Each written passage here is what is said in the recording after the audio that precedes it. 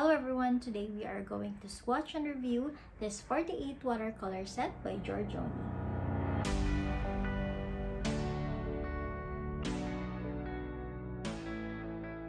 So after 2 years of taking a break from YouTube, I am finally uploading another video which is a review of this watercolor set.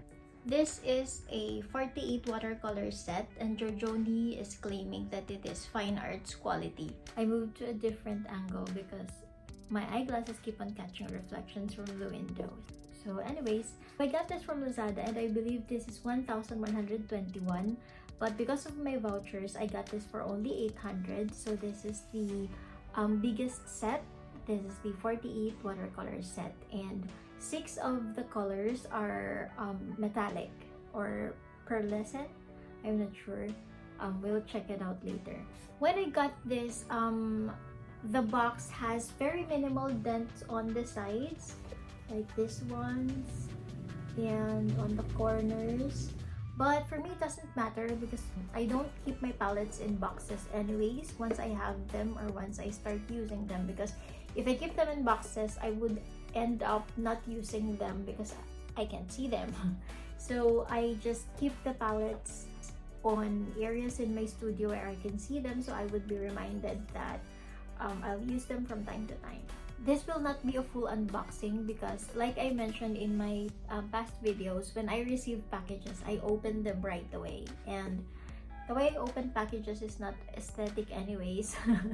I just rip it apart so I could see what's inside. So, but what I really wanted to show you is the swatches of this watercolor and my first impression. So before I continue, please don't forget to like and subscribe for more content like this, or follow my social media linked below. So this is the box. It's not super thick or it's not super thin. The texture is very elegant, which I like so much. On one side is a brief description of the product. So it says pure color, high transparency, easy to produce watermarks, strong diffusivity, easy to dip, and mix color is not gray. At the back, the only thing I could read is the water pen. I think this is the list of what's inside the box in different languages.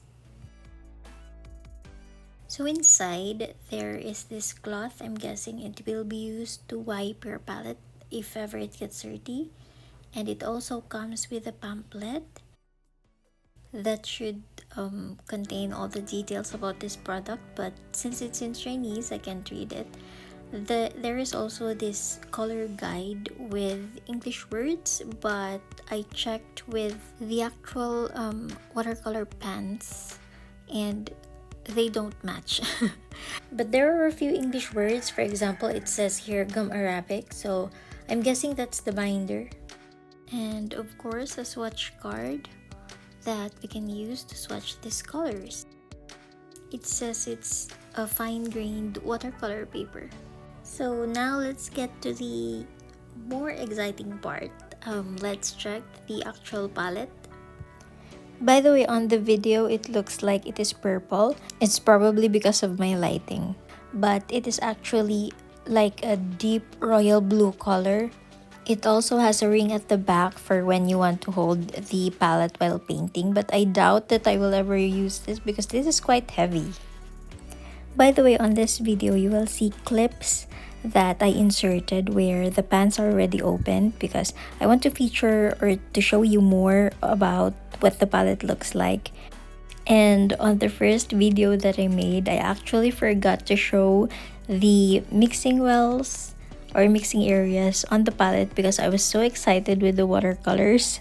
So when you open it, the top part or the lid turns into 4 huge wells, which I prefer. I prefer huge wells because I like a wider mixing area for my colors.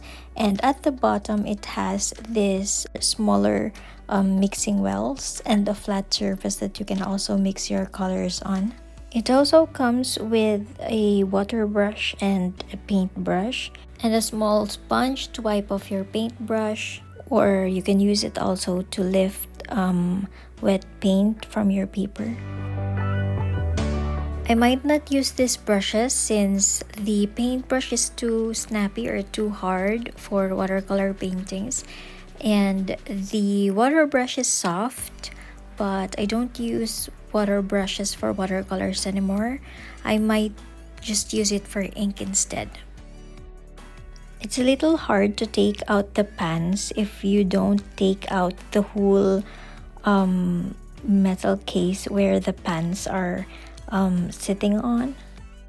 So the pans look like this. It is a half pan with like a sticker paper wrapping and a color information and a number code at the front, but I never found any light fastness or pigment information on the sides.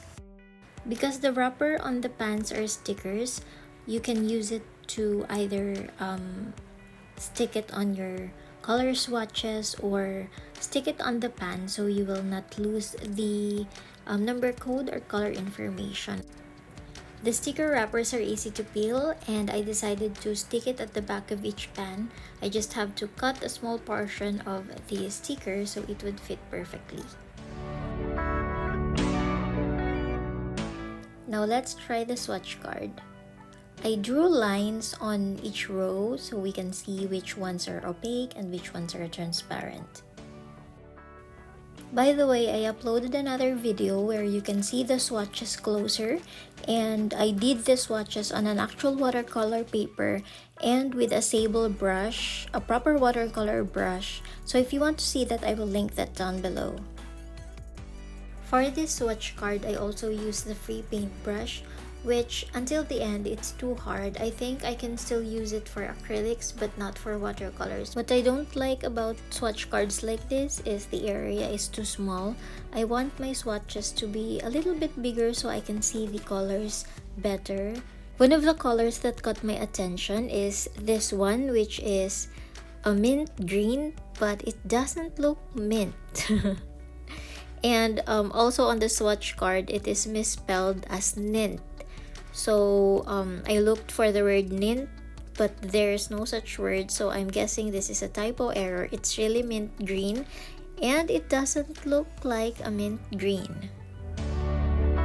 So after I've swatched all the colors, as you can see, there are 6 blank swatches. So I'm guessing they replaced these 6 colors with the pearlescent ones. So although I'm not using this swatch card, I still do feel that they should have made a proper swatch card for this set. After swatching, this is also how murky the water became. So do I recommend this set?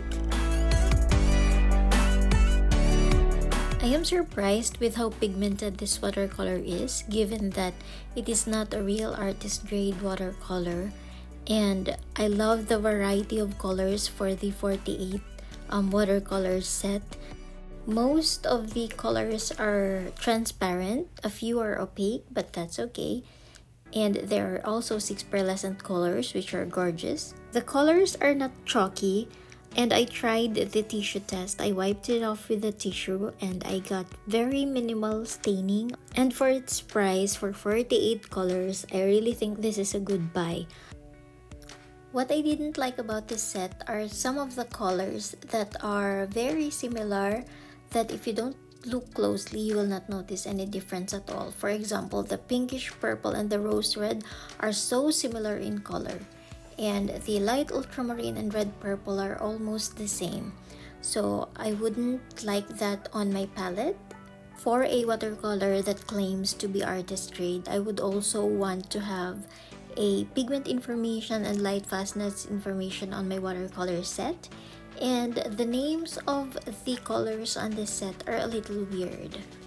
So if you want a wide variety of colors for your watercolor set, or if you want to use these watercolors on your journal or on your sketchbooks, this watercolor set would be perfect for that.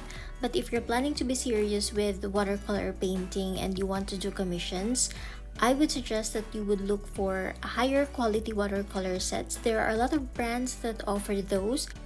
It's actually better to have fewer colors but higher quality watercolors than to have a huge set like this. So overall, it really depends on what you need. So that's all for this video. Thank you for watching. And if you want to see more content like this, please like and subscribe so you'll be notified every time I upload new videos. You can also follow my social media to see more art content like this.